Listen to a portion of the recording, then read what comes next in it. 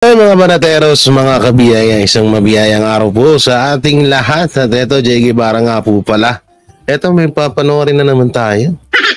May isa na naman nakakahiyang pangyayari kay Gobi Stella Kimbo na tinagurian na the richest congressman in the world. Richest. Oo, kasi iba talaga yung Iba yung datingan ni Ma'am Stella, talagang alam mo yun, pang big timer ang kanyang datingan, lalo na yung mga kanyang mga alahas, kanyang mga bugs, kanyang mga relos. So eto, may nakita ako ngayon sa Facebook at talagang ang dami yung nag-share nito. Ito. Pero bago natin ito simulan pala yun, syempre, huwag niyo pong kalimutan na mag-like, share, comment, and subscribe sa ating YouTube channel. Pakipindot na lang din po yung bell button para lagi tayo updated sa ating mga video araw-araw. At ayun, please no skip ads yan. Yan po, makakatulong din po yan sa amin, sa aming mga videos na ina-upload sa inyo, binabalita sa inyo araw-araw. Nag-upload po tayo 2, 3, 4 at wala tayong live.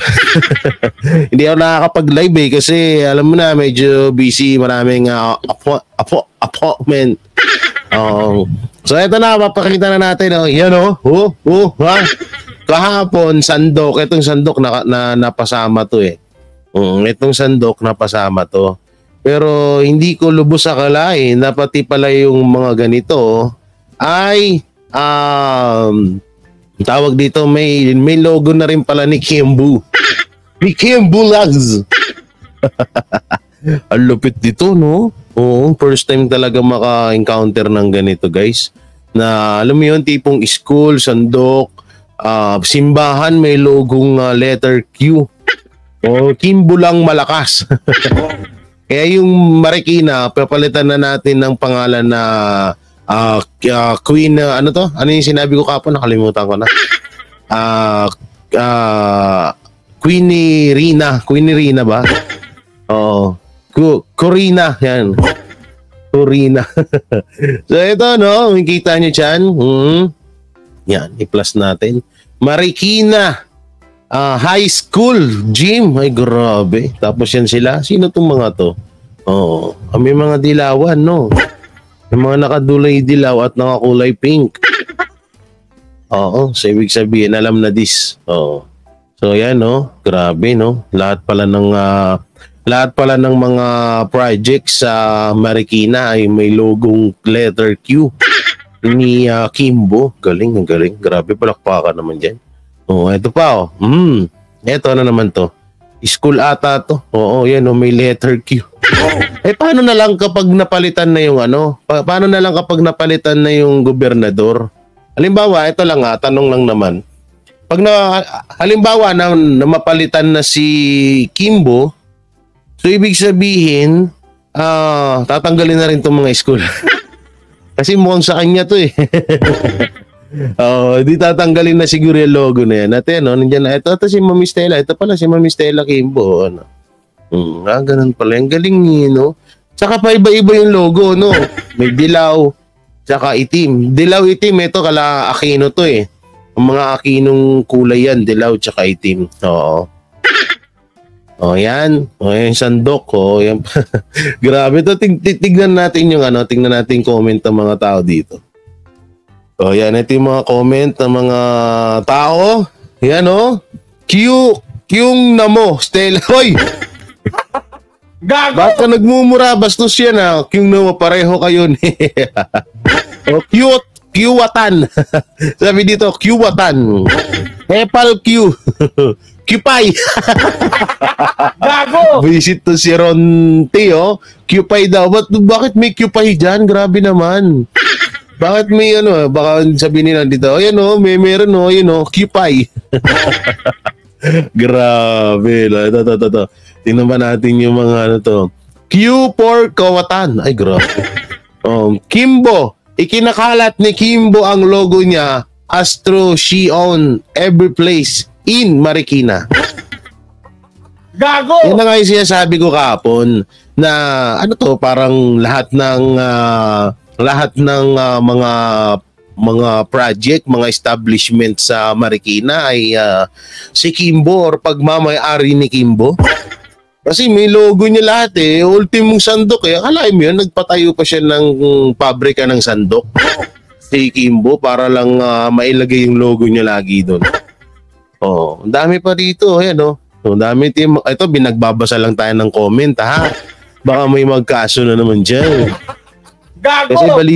Kasi bali-balita ho ngayon na ang mga vlogger ay kapag kinwestiyon or nireaction na ng mga congressman or kongresista ay kakasuhan. Nako, tanggalin nyo na lang yung YouTube. Gago! Ito. Nako, maging matalino sana ang mga taga Marikina na wag iboto yan. Wala, nakaupo na nga eh. Pangalan ng may-ari ng Marikina, Kyutan. Kyutan? Di nga, totoo ba? Oh, ayoko nang basahin yung ano no. Ano to? Q-Kulto nga. Q-Kulto. Grabe. Kyutan daw yan. Grabe kapal ng muka. Kanila yun. Tinatakan na. Ay, nako. Ewan ko lang ako totoo yun ha. Oh, marami pa dito eh. Tingnan natin yung mga post dito. Marami pa dito. Ito yung kahiyahiyang nangyari kahapon kay Kimbo. Aba! Ano to? Bakit? Ano to? Pati yung kalsada merong letter Q? Gago! Naku po, pati kalsada pala guys, merong letter Q. Oh my G. Oh my G, grabe to ha. Oh, be. Oh, sandok. Oh, nandito pala lahat eh. Ano to? Chanel. Magkano yun dyan? Ano to? Goyard. Grabe yung mga bag tsaka relos ni Madam Kimbo, no? Nakakaingit. Dior. Wow. At ito pa yung Hermes Paris. Gago! Oo, grabe. Oo, grabe. Ano to? Ano nakita natin? Stella Kimbo. Stella Kimbo Alabastro. Kimbo Kawat. Oy, bakit may pangalan may Kawat doon? Gago! Sira ulo ditong Wikipedia, no? May kawat, oh. Alam niyo ibig sabihin ng kawat? Ilakihan natin, ha. Oh, yan. Kawat, no? Kawat. Alam niyo ba ibig sabihin ng kawat? Lakihan natin, ha. Ibig sabihin ng kawat is salitang magnanakaw or kawatan, o ganun, kawat. O ninakaw, ganun, sa Bisaya, o kawat, kinawat, o kawat. O, marami ibig sabihin yan, pero ang pinaka talagang tumatak niyan sa mga Pilipino pag sinabing kawat ay magnanakaw. O, yan o. Grabe, nasa pangalan pala eh. Hayaan nyo na. Gago! Hayaan nyo na, nasa pangalan naman pala eh. O, wala talaga siyang magagawa doon. O, asa na? Ano to? Atong duran-duran na to. Ay, ako munang pag-usapan yung duran-duran na yan. Nasaan na yung kanina? Nasaan na yung kanina na, uy, eto, sa Marikina. Ano to? Patingin. President of Tumana Village is Marikina.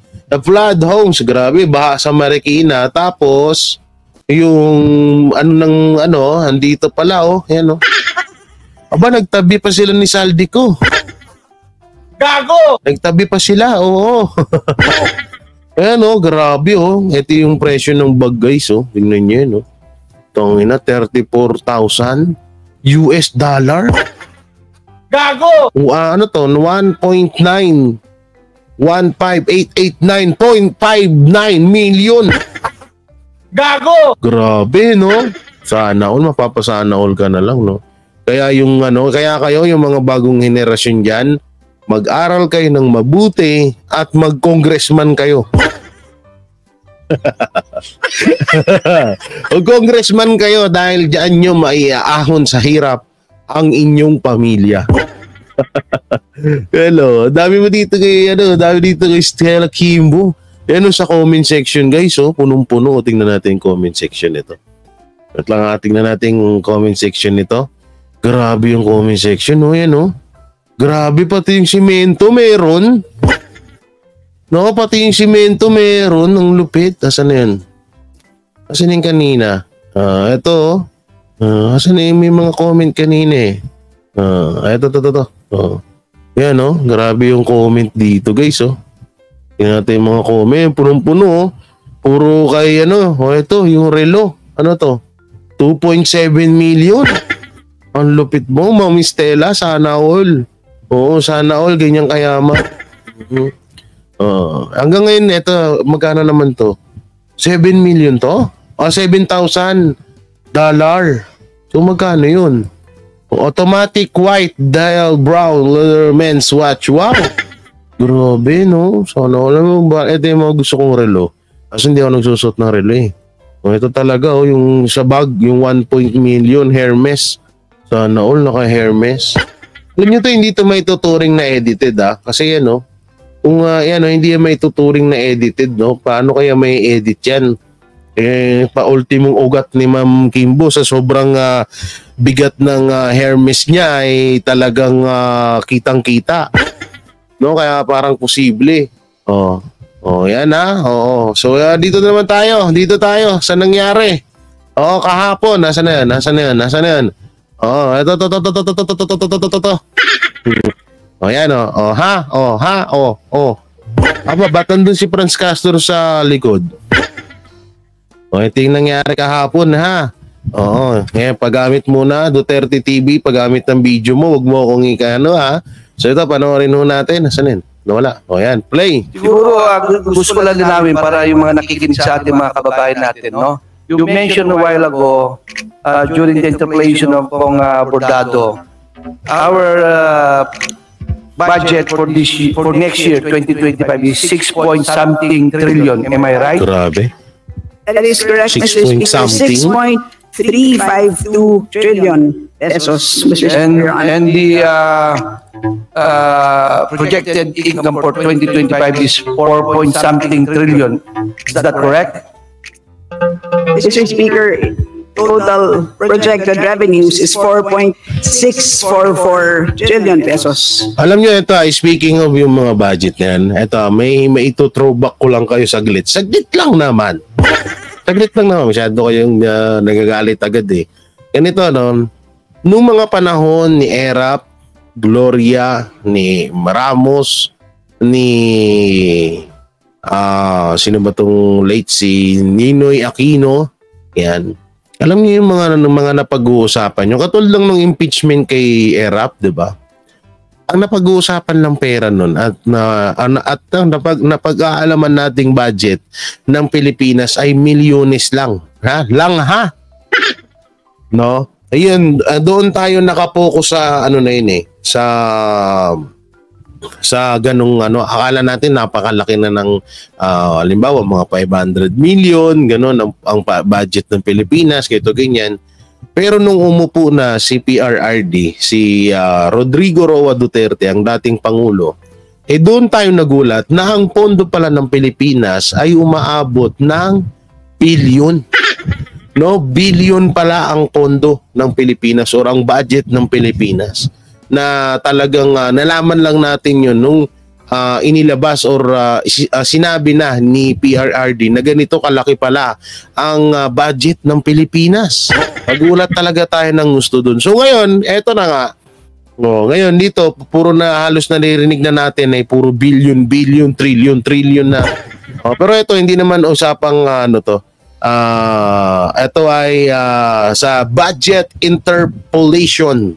So tuloy natin. So we have a deficit of 1.6 trillion something change, right? 1.537, Yeah. Mr. Speaker. Gusto ko lang malaman, Mr. Chair, Mr. Speaker, sa ating magaling na Madam Sponsor, I heard, if I'm correct, you mentioned na our borrowings will be amounting to 2.5 and change trillion. Am I right? That is correct, Mr. Speaker. Mr. Chair, siguro, please enlighten us, Mr. Speaker, Madam Sponsor, bakit may sobra tayong almost 1 trillion? Para lang malaman natin mga kababayan. Ano yung difference na yun? Yan na. Nganga.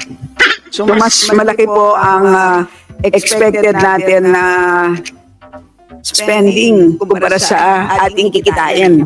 Yun ang tanong natin. So, tawag po natin dyan, pump priming. Yan po ay isang Haitian principle.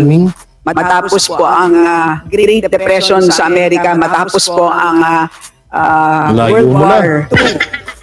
Nung sinabi ni John Maynard Keynes, para palaguin natin, para makabangon ang ekonomiya, ay kailangan gumastos ang gobyerno dahil Wow! ito ang tawag na multiplier effect. So, ganito rin ang konsepto. Kaya pala, gumastos ang gobyerno. Okay, kaya pala. Okay. Kaya ko lang muna magsalita ngayon. Narinig niyo yun daw ang purpose no. Tuloy. Gumastos ang gobyerno sa mga programa na merong Ayuda. multiplier effect. Ibig sabihin, sa pisong ginagastos ng gobyerno, Okay. dapat mas higit pa sa piso ang nagiging suma total in terms Suma of total. output. At Okay. dahil dyan, in the end, ay lalago tayo. So, yun ang konsepto ng pump priming. So, kumbaga, pinopromote natin ang growth when government spends. So, yun po. And especially dahil nanggaling tayo sa pandemic, pinopromote natin ang economic recovery by spending. Kaya na. That will lead to my second question, Mr. Speaker, to Madam Sponsor. So, can you confirm that more than 13% of the proposed budget is to service our debt burden? This makes that interest payments the second biggest contributor to the budget growth. Is that correct? Yes, that is correct, Mr. Speaker, Your Honor. And you know how much that will go to our debt payment, debt servicing? Hindi na alam kung saan pupunta si nagkakalito-lito na. Natatsaransula. Natatsaransula ng si Stella Kimbo. Play. Debt servicing?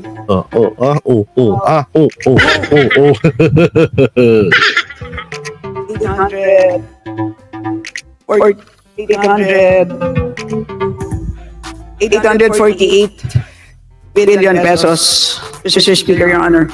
Ba't ka My na record salita, is no? 876.7 billion. Parang mababa yung nyo. Mas gusto ko yung sa inyo, mas mababa ang nyo. To be exact, 8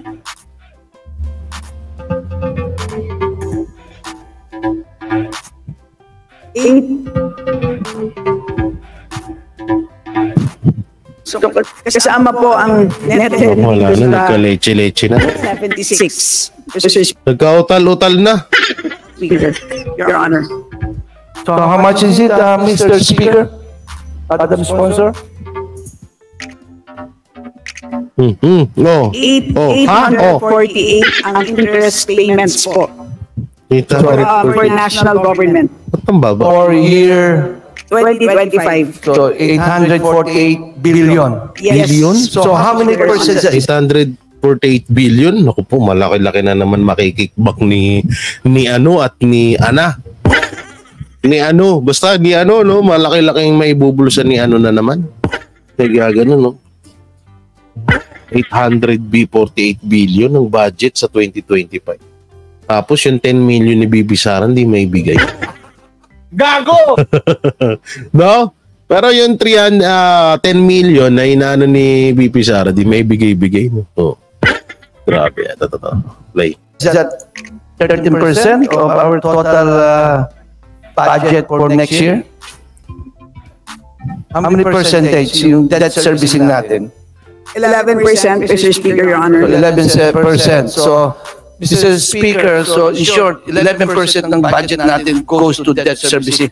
Including ba yung principal doon or just the interest? Just interest, Mr. Speaker. So whenever pay yung principal natin, Mr. Speaker, Madam Sponsor? Yes, we do pay for we amortize our principal, but for hindi po natin nakikita sa appropriations because magdo-double count po kung isasama natin. Okay, Mr. Chair.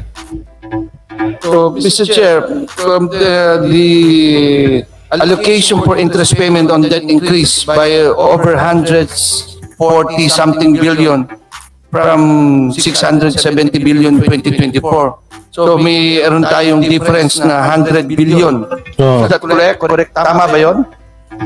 Mr. Chair, it's correct. Increase po from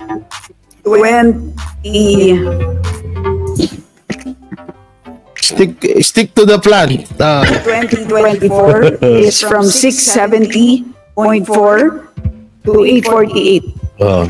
So a difference of 177 billion, something like that. Something like that. Tinotal. Tinotal ni Madam. Oh. Oh, Yes, bumulong, that's bumulong. correct, Mr. Speaker. Oh, that's correct. Natataranta na yung mga bataan mo, Madam. Gago! Oo, di na magpakaliw mga nasa likod ni Ma'am Estela eh, no? Oo, okay. Play. Oh. Madam Sponsor, can you simply say that the COVID-19 affected our budget or our debt servicing na malaki? May different, malaki bang naging sanhi ng COVID-19 natin?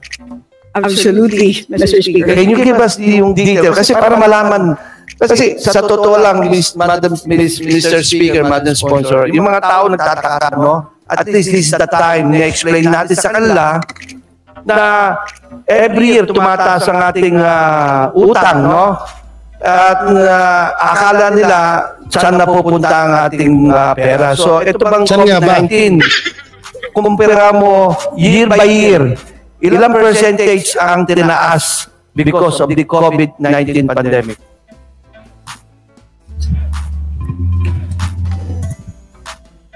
One, 2, 3, 4, 5, 6, 7. Sumagot na rin. Tingnan po natin ang gross borrowings Nag-laptop na si Madam. by administration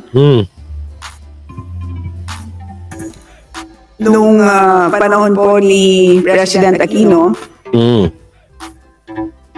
Ang ganyang debt to GDP ratio. Nataranta sila lahat, no? Ba't hindi kayo prepare? Alam nyo naman yung ganyan ng pag-uusapan dyan, budget interpolation. Bakit hindi kayo prepare, Madam Kim? Kaya no, natataranta sila.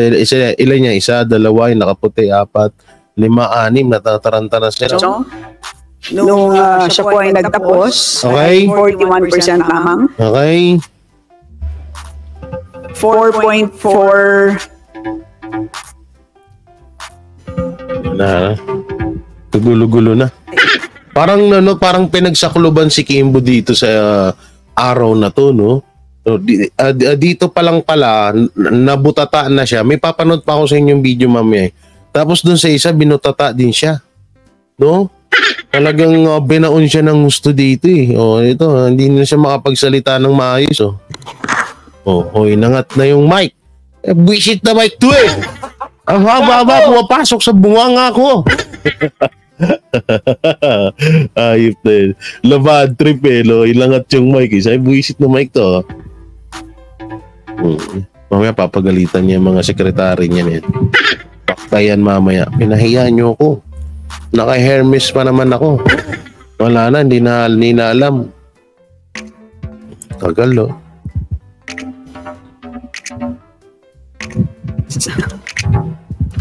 Yan na, bubuisit na. Mr. Speaker, let me... Okay, beginning...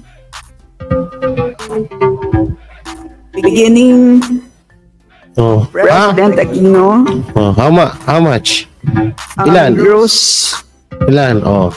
End of time. End of presidential... borrowings, 4.4 billion. Ang kanyang accumulated borrowing was 1.365. Tataranta na sila, oh. Uy, ang gulo nyo! So, maliit lang po.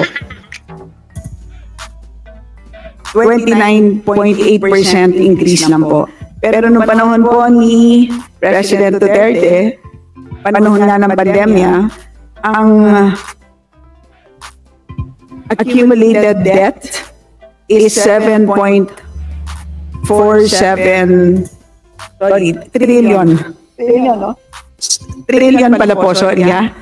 7.47 trillion. Trillion?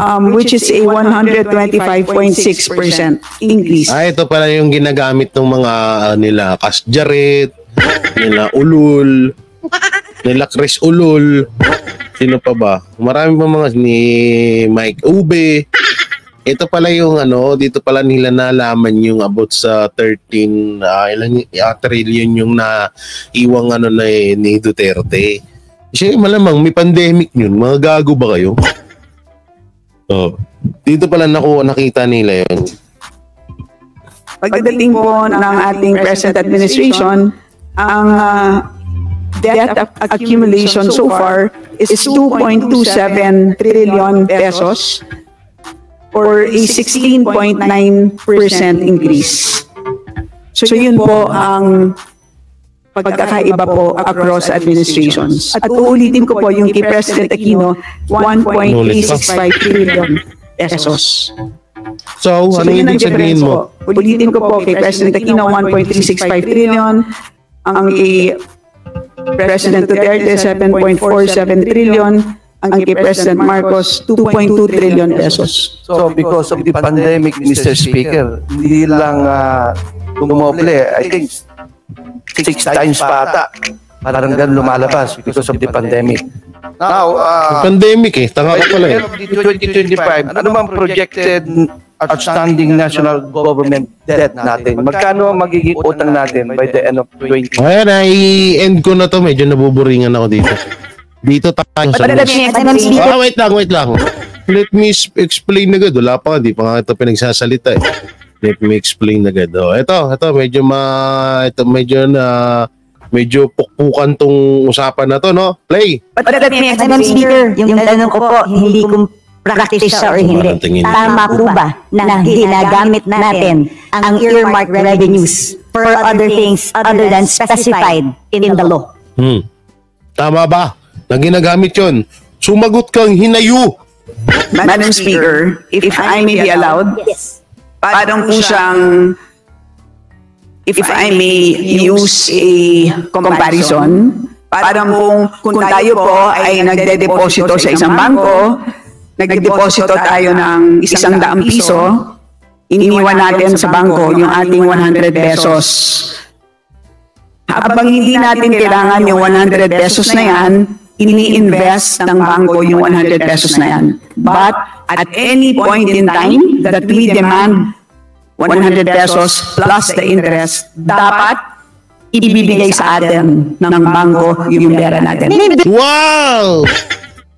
Ito lang dito natin masasabi kasi yung mga tanso vlogger laging binabanatan si Senator Robin Padilla kapag ganito yung mga linyahan. Yung mga hindi ko sinasabi na kasing tanga ni Kimbo si Robin na hindi ganoon. Pero yung linyahan ba kapag alam mo yun, pag medyo parang generic yung salita mo, pinagtatawanan kasi si Senator Robin Padilla ng mga tanso vlogger. Ay ngayon pagtawanan nyo naman si Kimbo dahil dilawan naman yan. Kapartido nyo, try nyo lang naman. Play! Blanket yung pinirmahan sa bangko. Nung nagdeposito ka, alam mo na pwede niyong gamitin para invest. That's part of the contract you paid for when you open the account. Pero ito, batas ito, na pinasa natin na earmark ang certain fund for a certain thing. Wala tayong authority na binigay doon sa ating batas o habang may cash, habang hindi ginagamit, pwede nyo gamitin national government kung saan nyo gusto. Pag kinapos tayo, gamitin nyo na. O basta siguraduhin nyo, pagkakailangan ko na, ibabalik nyo sa akin. Okay. May problema po ang ating kagalang-galang na Beach Herrera. Again, of course, she's free to file a resolution, file an inquiry, file or solicit an opinion from the DOJ. So, Madam Speaker, paano nga pag hindi na ibalik? Paano kung walang pera yung gobyerno? Bakit hindi mo kasi masagot? Na-forward ko tuloy. What happens now?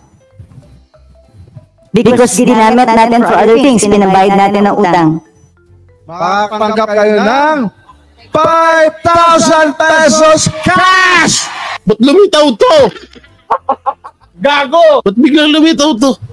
Si Wawi. Ba't biglang lumitaw si Wawi de Guzman? Ay, si Wawi ba to? Kala ko si Wawi to eh. Ba't biglang lumitaw, no? Di ba? Kilong Pugas! Today, it now refers to balances of any release appropriation. Ay, nako po. Biglang lumitaw yun eh, no? Ayop na. Hindi ko na tapusin to kasi marami na rin ng nag-reaction yan. Pero dito, napatunayan natin na etong si Mama Stella Kimbo ay dapat di ba kasi yung sana napupunta yung mic ko. Kasi ganito siya kahigpit nung kinakausap niya si BP Sara nung House hearing, di ba? So ngayon ibinalik sa kanya, talagang tuloy-tuloy yung karma ni Ba't kaya ganun, no? Yung mga